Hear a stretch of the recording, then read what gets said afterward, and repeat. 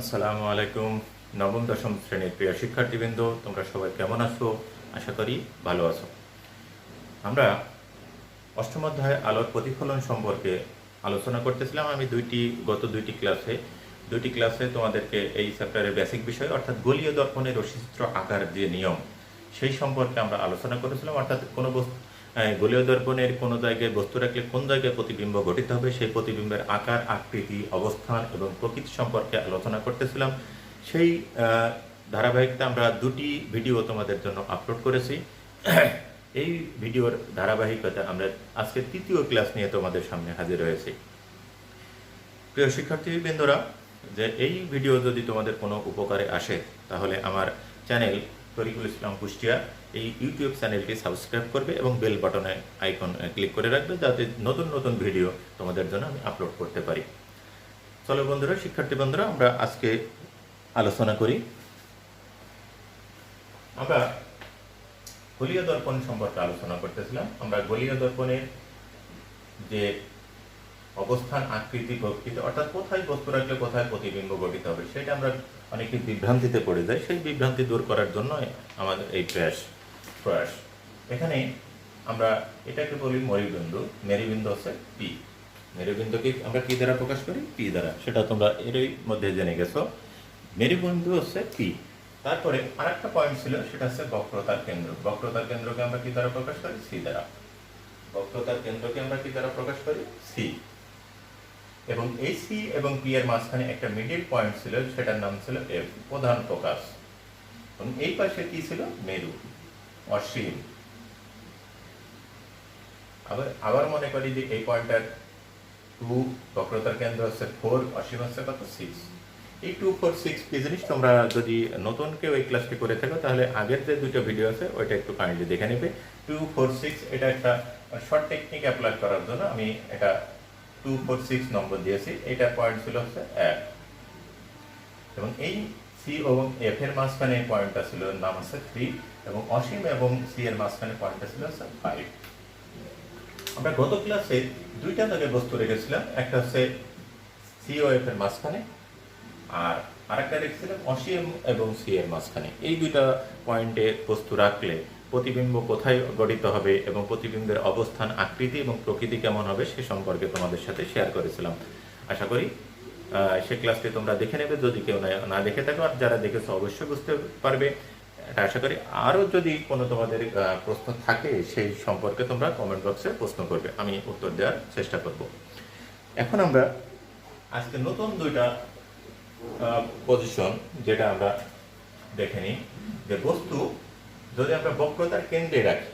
এক হচ্ছে বস্তু বক্রতার কেন্দ্রে অবস্থিত। বস্তু কোথায় অবস্থিত? সি তে অবস্থিত, অর্থাৎ বক্রতার কেন্দ্রে অবস্থিত। সেক্ষেত্রে প্রতিবিম্ব কেমন হবে, আকৃতি কেমন হবে এবং প্রকৃতি কেমন হবে সে সম্পর্কে তোমাদের সাথে আলোচনা করব। আমরা আবারও সেই সূত্রটা লিখে নিই, যে পি প্লাস কিউ সমান কত? 8। নতুন যারা তাদের জন্য বলছি, কি হচ্ছে বস্তুর অবস্থান এবং কি হচ্ছে প্রতিবিম্বের অবস্থান। এখন বলা আছে বস্তু সি তে অবস্থিত। সি এর নম্বর কত শিক্ষার্থীবৃন্দরা? 4। অবশ্যই তাহলে পি এর মান কত? 4, বা 4 plus q is equal to কত? 8। তাহলে আমরা লিখতে পারি কিউ সমান কত? 8 মাইনাস 4 সমান হচ্ছে 4। এবার খেয়াল করো, আরেকটা টেকনিক ছিল, কিউ এর মান হচ্ছে কত? 4, এবং পি এর মান কত? পি এর মান হচ্ছে 4। যেহেতু পি এবং কিউ এর মান সমান, পি এবং কিউ এর মান সমান, তাহলে প্রতিবিম্ব হবে বস্তুর আকারের সমান। গত ক্লাসে আমরা একটা দেখেছিলাম যে কিউ এর মান যখন বড় হবে প্রতিবিম্বের আকার হবে বড়, কিউ এর মান যখন ছোট হবে প্রতিবিম্বের আকার হবে ছোট। এটুকু তোমরা বুঝতে পারবে। এখন দেখো কিউ এর মান 4, তার মানে কি 4 নম্বরে প্রতিবিম্ব কোথায় গঠিত হবে? 4 নম্বর মেমোরিতে। দেখো যে আমরা যে পয়েন্টগুলোর কথা বলেছিলাম, 4 নম্বর কার পয়েন্ট ছিল? 4 নম্বর পয়েন্ট ছিল হচ্ছে বক্রতার কেন্দ্র। তাহলে প্রতিবিম্ব কোথায় হবে? বক্রতার কেন্দ্রে। সেটুকু আমরা এখন দেখব। তাহলে এখান থেকে আমরা যে অবস্থানগুলো লিখতে পারি সেটা আমরা লিখে নিই। অবস্থান, এগুলো হচ্ছে প্রতিবিম্বের অবস্থান। প্রতিবিম্বের অবস্থান, অবস্থান হচ্ছে সি তে, অর্থাৎ বক্রতার কেন্দ্রে। সি, বক্রতার কেন্দ্রে। তোমরা যে কোনো একটা লিখলে হবে। অবস্থান, আকৃতি, আকৃতি দেখো, আমরা আকৃতি কিসের অনুযায়ী কিউ এর মানের উপর নির্ভর করে। কিউ এর মান আর পি এর মান সমান, এখানে পি সমান 4, কিউ সমান হচ্ছে 4। তাহলে আকৃতি হবে বস্তুর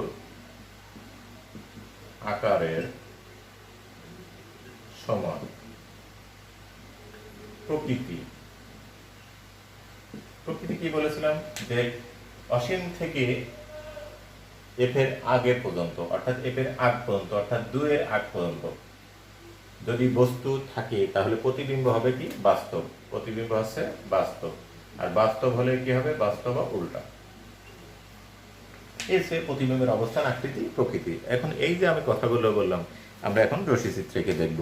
রশ্মিচিত্র আঁকার জন্য প্রথমেই যে কাজটি করতে হবে, আমরা এই পয়েন্টগুলো মুছে ফেললাম, এইগুলো মুছে ফেললাম। আমরা নতুন করে চিত্র ধরো আঁকছি। পয়েন্টগুলো আমি দিয়ে নিই, যে এটা পরিষ্কার করে রাখি, তাহলে বুঝতে সুবিধা হবে। এটা হচ্ছে সি, তাহলে মিডিল পয়েন্টটা হবে কত, এফ। তোমরা যখন স্কেল দিয়ে আঁকবে একটু খেয়াল করবে, চিত্রটা আঁকার সময় সি থেকে এফ এর দূরত্ব যতটুকু, পি থেকে এফ এর দূরত্ব ততটুকু হয়, তাহলে নিখুঁত চিত্র পাওয়া যাবে। এই পাশে অসীম। এখন বলা আছে বস্তু সিতে, অর্থাৎ বক্রতার কেন্দ্রে। তাহলে বক্রতার কেন্দ্রে আমি একটা বস্তু রাখলাম, এটার নাম দিলাম এ বি। এবার আমরা চলে যাব রশ্মিচিত্র আঁকার যে 3টা নিয়ম ছিল, তার 3টা নিয়মের যে কোনো 2টা অ্যাপ্লাই করলে হয়। দেখো, প্রথম নিয়ম ছিল যে প্রধান অক্ষের সমান্তরাল, প্রধান অক্ষের সমান্তরাল আলোক রশ্মি যায়, তাহলে প্রতিফলনের পর কোন দিক দিয়ে যাবে, প্রধান ফোকাস দিয়ে যাবে। একটা রশ্মিচিত্র আমরা পেয়ে গেলাম, এই তীর চিহ্ন। এবার আরেকটি কি করব, যে আমরা প্রধান ফোকাস দিয়ে যদি যাই, প্রধান ফোকাস দিয়ে যখন যাবে, আলোক রশ্মি প্রতিফলনের পর প্রধান অক্ষের সমান্তরাল আসবে। এই 2টা রশ্মি পরস্পর কোন বিন্দুতে মিলিত হলো, একটা বিন্দু দিয়ে দিলাম, এটা ডি বিন্দু। এই ডি বিন্দু থেকে প্রধান অক্ষের উপর একটি লম্ব টানতে হবে, এটা লম্ব। লম্বটা আমি এডি হিসাবে করতে পারি। তাহলে এখানে যে বিষয়টা পাওয়া গেল, আমি যেহেতু হাত দিয়ে গেছি, এই নিখুঁত চিত্র দেখলে এই 2টার আকারে সমান হয়ে যাবে। তোমরা স্কেল দেখলে বুঝতে পারবে। আমি একটু জাস্ট ধারণাটা দিচ্ছি। এবার দেখো, যে প্রধান অক্ষের সমান্তরালে একটি আলোক রশ্মি যাওয়ার পরে প্রতিফলনের পর প্রধান ফোকাস দিয়ে গেল, আরেকটি আলোক রশ্মি যে প্রধান ফোকাস দিয়ে গমন করার পর প্রতিফলনের পর প্রধান অক্ষের সমান্তরাল গেল। এই রশ্মি দুটি পরস্পর ডি বিন্দুতে ছেদ করে। এখন ডি থেকে প্রধান অক্ষের উপর কি লাগি, একটি লম্ব আঁকি, সেটা হচ্ছে এডি। এখন এই এডি হচ্ছে এ বি এর বাস্তব প্রতিবিম্ব। এখন বাস্তব কি জন্য বললাম, যে এই 2টা রশ্মি পরস্পর মিলিত হচ্ছে, আমরা দেখতে পাচ্ছি। যেহেতু মিলিত হচ্ছে, এজন্য এটাকে বলা হবে বাস্তব প্রতিবিম্ব। আকারটা কেমন দেখো, 2টার মান স্কেল দিয়ে আঁকলে সমান হবে। এটা স্কেল দিয়ে আঁকলে একদম নিখুঁত চিত্র পাওয়া যাবে। তোমরা স্কেল দিয়ে চেষ্টা করবে। টেকনিকটা আমি একটু বলে দিচ্ছি। এই এখন এবি এবং এডি এর উচ্চতা সমান হবে। এইটা হচ্ছে, এখন আমরা যখন রশ্মিচিত্র আঁকবে 3 নম্বরে, যে বস্তু বক্রতার কেন্দ্রে অবস্থিত প্রতিবিম্বের অবস্থান, আকৃতি, প্রকৃতি নির্ণয় করো। আমরা এই টেকনিক অ্যাপ্লাই করে সাথে সাথে পেয়ে যাবো বস্তুর অবস্থান, আকৃতি, প্রকৃতি এবং বর্ণনাটুকু আমরা কিভাবে লিখবো। আর আরেকটা রশ্মি ধরো, এখানে এ বিন্দু থেকে বক্রতার কেন্দ্র বরাবর দিল। আমরা জানি বক্রতার কেন্দ্র বরাবর যদি কোনো আলোক রশ্মি গমন করে, প্রতিফলনের পরে আবার সেই দিকে ফেরত আসে। সে রশ্মিচিত্র। এটুকু লিখে তোমরা 3 পাবে। আশা করি বুঝতে পেরেছ।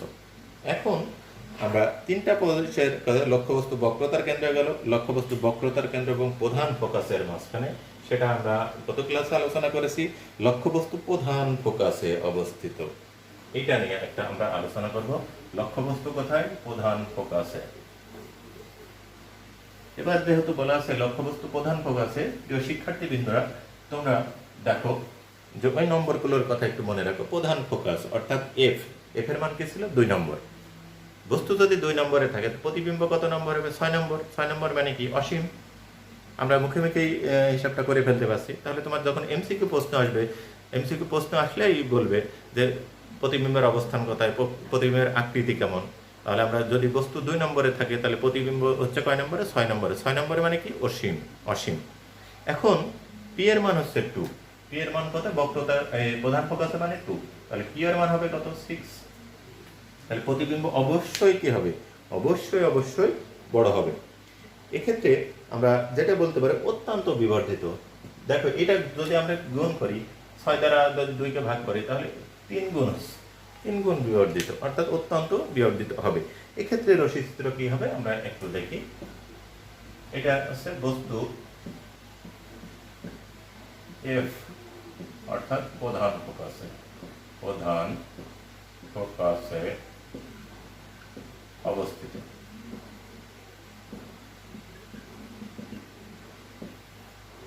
আমরা এই সূত্রটা অ্যাপ্লাই করি।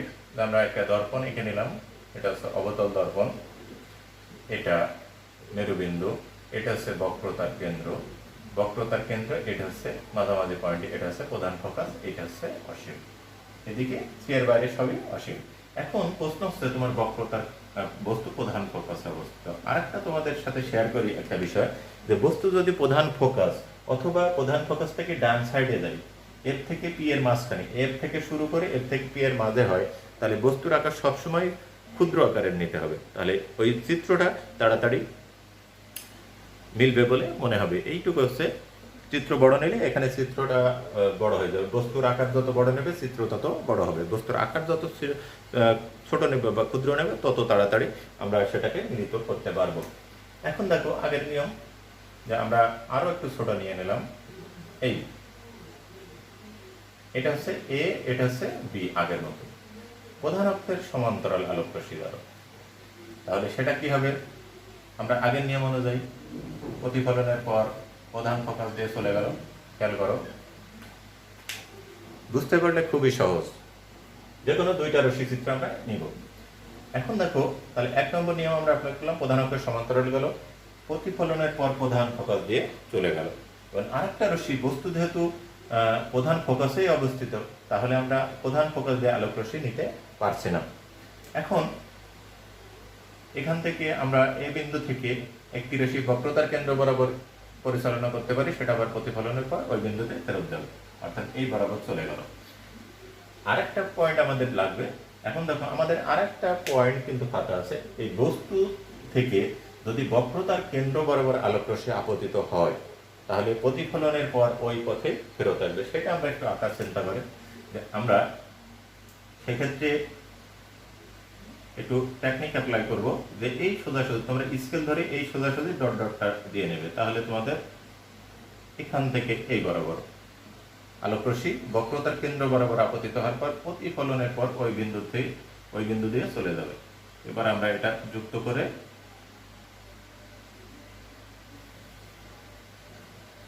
অর্থাৎ রশ্মি প্রথমে গেল বক্রতার কেন্দ্র বরাবর যখন গেল, সেটা প্রতিফলন হওয়ার পর ওই পথে ফেরত আসবে। আচ্ছা, সি হচ্ছে কিন্তু এইটা। তাহলে এইটা যখন বক্রতার কেন্দ্র বরাবর যাবে, রশ্মিটা তোমরা স্কেল দিয়ে ই করলে আরো ভালোভাবে বুঝতে পারবে। এই পথে চলে আসলো। এখন এই 2টা রশ্মি দেখো এখনো মিলিত হয়নি। এখন মিলিত যখন না হবে, সেক্ষেত্রে প্রতিবিম্ব অসীমে অনেক দূরে গিয়ে মিলিত হবে। আর অনেক দূরে যখন মিলিত হবে, তখন প্রতিবিম্বের সাইজটা কি হবে? অনেক বড় হয়ে যাবে, অত্যন্ত বিবর্ধিত। অবস্থান হচ্ছে অসীমে, প্রকৃত বাস্তব উল্টা অবাস্তব সোজা। এবার অবাস্তব সোজা, এখানে প্রতিবিম্ব 2 রকম হতে পারে। এইটা তখন অসীমে মিলিত হচ্ছে। এখন আমরা এই 2টা রশ্মিকে আমরা একটু পিছনের দিকে বর্ধিত করতে পারি। দেখো, এটাকে পিছনের দিকে বর্ধিত করলাম। এবার এই রশ্মি যেটা ছিল, এই রশ্মিটাকেও পিছনের দিকে বর্ধিত করব। এই জায়গায় 2টা, এবং এইটা প্রধান অক্ষ এদিকে বাড়াই নিলাম। এই বিন্দুতে মিলিত হচ্ছে বলে মনে হয়। এটাকে হচ্ছে মিলিত হয়নি, মিলিত হচ্ছে বলে মনে হয়, অর্থাৎ আমরা ডট ডট করে এঁকে নিয়েছি। এখন এখান থেকে প্রধান অক্ষের উপরে একটি লম্ব টানা হলো, সেটা ধরো ই, এটা হচ্ছে এফ। সি এফ, এফ এখানে যেহেতু ব্যবহার করা হচ্ছে আমরা ই ড্যাশ দিলাম। তাহলে প্রতিবিম্ব এখানে দুই রকম হতে পারে। প্রতিবিম্বের অবস্থান হবে অসীমে, এদিকেও অসীমে, অবস্থান হচ্ছে অসীমে। আমরা যে শীটটা দেখেছি যে এখানে লক্ষ্যবস্তু যদি প্রধান ফোকাসে অবস্থিত হয়, অবস্থান হচ্ছে অসীমে, প্রকৃতি বাস্তব ও উল্টা অথবা অবাস্তব ও সোজা। আমরা যদি অসীমের কথা বিবেচনা করি বাস্তব এবং উল্টা, আর যখনই আমরা এটা বিবেচনা করব তখন এটা হয়ে যাবে কি, দেখো বস্তু এক্স অক্ষের উপরের দিকে অর্থাৎ পজিটিভ দিকে, বস্তু সেদিকে, প্রতিবিম্ব সেদিকে, এটা হবে অবাস্তব। যেহেতু আমরা ডট ডট করে মিলিয়েছি, মিলিত হচ্ছে বলে মানে অবাস্তব ও সোজা। আর তৃতীয় হচ্ছে অত্যন্ত বিবর্জিত। আমরা সেই জিনিসগুলো লিখে নিই যে অবস্থান অসীমে, অবস্থান কোথায়? অসীমে। তারপরে প্রকৃতি বাস্তব ও সোজা, বাস্তব ও সোজা অথবা অবাস্তব ও উল্টা। আকৃতি যেহেতু অসীমে হবে, অনেক দূরে গিয়ে মিলিতে হবে, অত্যন্ত বিবর্জিত, অত্যন্ত বিবর্জিত। এখন আমি এখানে দুইটা পয়েন্ট কি জন্য লিখলাম, বাস্তব ও সোজা। আমি যদি দর্পণের সামনে মিলিত করি তাহলে বাস্তব ও সোজা পাবো, যেটা অসীমে গিয়ে মিলিত হবে, প্রতিবিম্ব অত্যন্ত বিবর্জিত হবে। এই দুইটা রশ্মিকে আমরা যদি পিছনের দিকে মিলিত করি, মিলিত হচ্ছে বলে মনে হয়, সেজন্য অবাস্তব ও উল্টা। এই একটা প্রশ্ন আসতে পারে যে এইটাই এই পজিশনের জন্য দেখাও যে অবতল দর্পণে, অবতল দর্পণে বাস্তব ও অবাস্তব, বাস্তব ও অবাস্তব উভয় ধরনের প্রতিবিম্ব, উভয় ধরনের প্রতিবিম্ব গঠিত হয়, গঠিত হয়। আমরা এই পয়েন্টটা দিয়ে দুটা বোঝাতে পারি, অথবা আলাদা যে কোনো একটা বাস্তবের জন্য আর একটা অবাস্তবের জন্য দেখাতে পারি। এটা হচ্ছে বস্তু যদি প্রধান ফোকাসে রাখা হয় সেক্ষেত্রে অবস্থান হবে এটা। এখন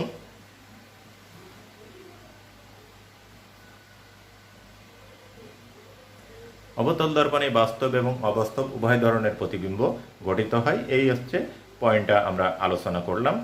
এখন আমরা দেখব বস্তু যদি প্রধান ফোকাস এবং মেরুর মাঝখানে থাকে সেক্ষেত্রে কি ঘটনা হবে। আমি বলেছিলাম যে ওখানে খেয়াল করে দেখো, আগের দুইটাতে ক্লাসে লেখা ছিল যে বস্তু যদি প্রধান ফোকাস থেকে শুরু করে মেরু মাঝামাঝি থাকে সেক্ষেত্রে অবাস্তব প্রতিবিম্ব গঠিত হবে, যেটা আমরা একটা প্রমাণ দেখলাম। এটা হচ্ছে পি, এটা হচ্ছে পাড়া লাগানো হলো। তাহলে আমরা কি দেখলাম, এটা সি, এটা হচ্ছে কত এফ। এখানে বস্তু রাখলে অবাস্তব প্রতিবিম্ব গঠিত হবে, আবার যদি এই পি আর এফ এর মাঝখানে রাখা হয় সেক্ষেত্রে অবাস্তব প্রতিবিম্ব গঠিত হবে। আরেকটা বিষয় খেয়াল করো, এটা পয়েন্ট দিয়েছিলাম আমি 1, এখন পি প্লাস কিউ সমান কত 8, তাহলে পি এর মান কত, পি সমান আছে 1, কিউ সমান হবে কত 8 - 1 সমান 7। এই 7 যদি আসে সেটা হবে দর্পণের পিছনে। এটুকু খেয়াল করবে, এই পাশে পয়েন্ট দেওয়া ছিল 6টা, যদি নাম্বার আসে 7, 7 মানে আছে 7 সমান আছে দর্পণের পিছনে, অর্থাৎ এইটা হচ্ছে দর্পণের সামনে, এটা হচ্ছে সামনে, আর এইটা হচ্ছে পিছনে। তাহলে প্রতিবিম্ব কোথায় গঠিত হবে, দর্পণের পিছনে। আর দর্পণের পিছনে মানে অবাস্তব প্রতিবিম্ব, সেটা আমরা এখন দেখব। বস্তু হচ্ছে, বস্তু পি ও এফ এর মাঝে, এফ এর মাঝে খেয়াল করো শিক্ষার্থী বন্ধুরা, আমরা পয়েন্ট নিয়েছিলাম 1, তাহলে পি প্লাস কিউ সমান কত, এখানে পি এর মান যেহেতু 1 অর্থাৎ কিউ হবে কত 7, 8 - 1 সমান হচ্ছে 7। 7 মানে কোথায়, দর্পণের পিছনে, অর্থাৎ প্রতিবিম্ব হবে দর্পণের পিছনে। এখন আমরা অবস্থান লিখলাম, আকৃতি লিখলাম,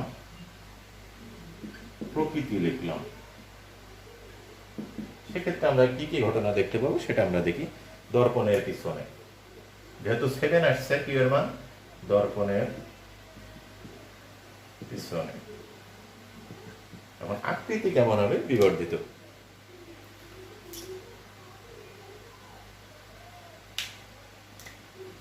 আকৃতি হচ্ছে বিবর্ধিত। বিবর্ধিত। প্রকৃতি হচ্ছে অবাস্তব। বলেছিলাম কি? অবাস্তব। ও অবাস্তব হলে হবে সোজা। বস্তু যদি এফ থেকে এই জায়গা থেকে শুরু করে এর থাকে প্রতিবিম্ব হবে অবাস্তব। এটুকু হলে কি হবে? অবাস্তব প্রতিবিম্ব হবে। অবাস্তব প্রতিবিম্ব। এবার আমরা রশ্মি চিত্রটা দেখি। আমরা বলে এই ক্ষেত্রে আমরা বস্তুটা ক্ষুদ্র আকারে নেব। সেম নিয়ম, প্রধান অক্ষের সমান্তরাল আলোক রশ্মি গেল, সেটা তোমরা জানো যে প্রতিফলনের পর প্রধান ফোকাস দিয়ে যাবে। রশ্মি চিত্র স্কেল দিয়ে আঁকলে নিখুঁত হবে। আচ্ছা, এটা নিলাম। আবার সেম নিয়ম যে এখানে যেহেতু বক্রতার কেন্দ্র আছে, বক্রতার কেন্দ্র বরাবর একটা আলোক রশ্মি নিতে হবে। বক্রতার কেন্দ্র অর্থাৎ এখান থেকে ডট ডট টেনে তোমাকে স্কেল ধরে নিয়ে যেতে হবে। আচ্ছা, আমরা আলোক রশ্মি একটা এই বরাবর আপতিত করলাম। এটাকে পিছনের দিকে আনলে এই বরাবর আলোক রশ্মি, অর্থাৎ আলোক রশ্মি প্রধান বক্রতার কেন্দ্র বরাবর যাবে, আপতনের পর আবার ওই পথে ফেরত আসবে। সেটাকে পিছনের দিকে বর্ধিত করলে এটা পিছনের দিকে চলে আসবে। এই দুইটা রশ্মি আমরা এখন কি করব? পিছনের দিকে বর্ধিত করব। এটা বর্ধিত করলাম, আবার এটা বর্ধিত করলাম। দেখো এই বিন্দুতে রশ্মি দুটা মিলিত হয়ে গেল। এখন এইটা প্রধান অক্ষকে পিছনের দিকে বাড়াই, এই বিন্দু থেকে প্রধান অক্ষের উপর একটি লম্ব টানলাম। এটা হচ্ছে ডি আর এটা হচ্ছে ডি ড্যাশ। আর এখানে আমরা এটা এ দিলাম, বি দিলাম। প্রধান অক্ষের উপরে পি ও এফ এর মাঝখানে একটি লক্ষ্যবস্তু, লক্ষ্যবস্তু থেকে বিভিন্ন থেকে একটি আলোক রশ্মি প্রধান অক্ষের সমান্তরালে গিয়ে প্রতিফলনের পর প্রধান ফোকাস দিয়ে গেল। অপর একটি রশ্মি বক্রতার কেন্দ্র বরাবর আপতিত হয়ে সেটা আবার বক্রতার কেন্দ্র বরাবর ফেরত গেল। এই দুইটা রশ্মিকে যদি আমরা পিছনের দিকে বর্ধিত করি, রশ্মি দুটি দর্পণের পিছনে ডি বিন্দুতে মিলিত হয়। এই ডি বিন্দু থেকে প্রধান অক্ষের উপরে ডি ড্যাশ একটি লম্ব আঁকি। এই ডি ড্যাশই হচ্ছে ডি ড্যাশ হচ্ছে এ বি এর অবাস্তব প্রতিবিম্ব। খেয়াল করো, আমরা যেহেতু এই রশ্মি দুটাকে পিছনে ডট ডট দিয়ে মিলিত করেছে, অর্থাৎ মিলিত হচ্ছে বলে মনে হয়, এইটা হচ্ছে অবাস্তব প্রতিবিম্ব। আমরা বিভিন্ন পজিশনের জন্য রশ্মি চিত্র আঁকলাম, প্রতিবিম্বের অবস্থান আকৃতি জানলাম। আশা করি তোমরা বুঝতে পেরেছো। কারোর যদি কোনো প্রশ্ন থাকে তাহলে কমেন্ট বক্সে কমেন্ট করবে, আমি উত্তর দেওয়ার চেষ্টা করব। আগামী ক্লাস পর্যন্ত সবাই সুস্থ থাকো, ভালো থাকো। আসসালামু আলাইকুম।